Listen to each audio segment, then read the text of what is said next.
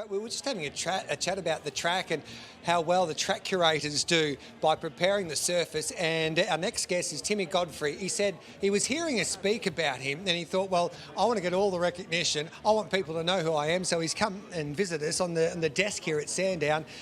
Tim, welcome to our coverage, mate. First of all, we're just trying to work out if the rain has any impact on a track like a surface out there. Can you explain what the rain does if it rains during a meeting? Well, it's not really how much rain falls down. It's more how the rain actually comes. So Okay. I'd rather a heavy downpour, where it hit it hard and fast, and 90% of it's going to hit the surface, run off, and not really have much of an impact on the track. Yep. As the radar sits at the moment, I don't think we're going to be fortunate to have those circumstances, Okay. but we'll deal with it as we come, and yeah, she'll hold up fine. So do you get a bias or anything like that if it's drizzly rain throughout? No, basically make all the calls, mate. I'm intently watching the radar, and we just minute by minute take it as it comes. We did mention a moment ago, just before you wandered in, Tim, that there's a lot of work that goes into getting these tracks to look the way that they do and the way that they race and the way that they play. Give us a little insight, I suppose, into what it takes to prepare a track for race conditions. Well, basically, a good example, last night we got hit pretty hard with as much as the state did, with a lot of rain. So I come in this morning, we had quite a few washouts and stuff like that. So we spent about 2 hours repairing the surface this morning, and obviously it's come up a treat so far, so really happy with it. But just the lead up into Melbourne Cup and stuff like that, it's full on. We start preparations weeks in advance.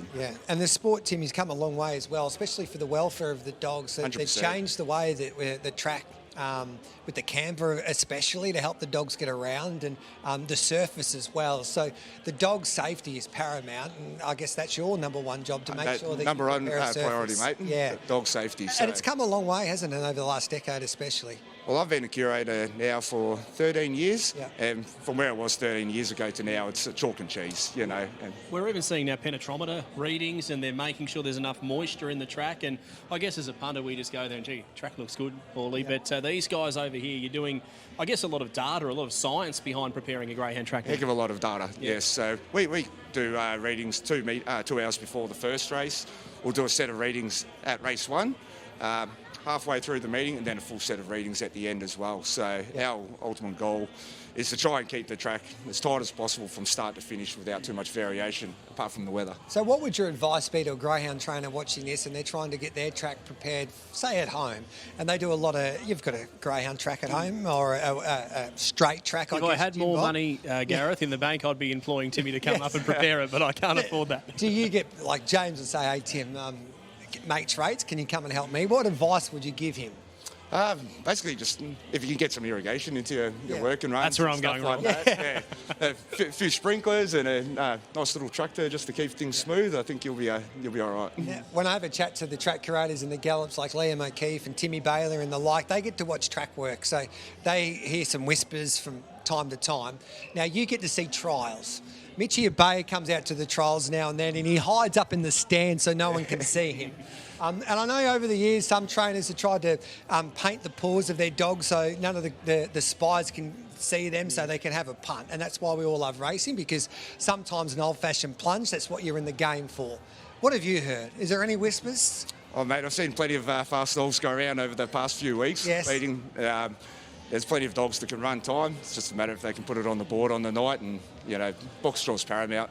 It can affect a lot of these fast dogs that are going around tonight. He's kept that pretty open, but last week we had the CEO of the Sandown Park Greyhound Racing Club on.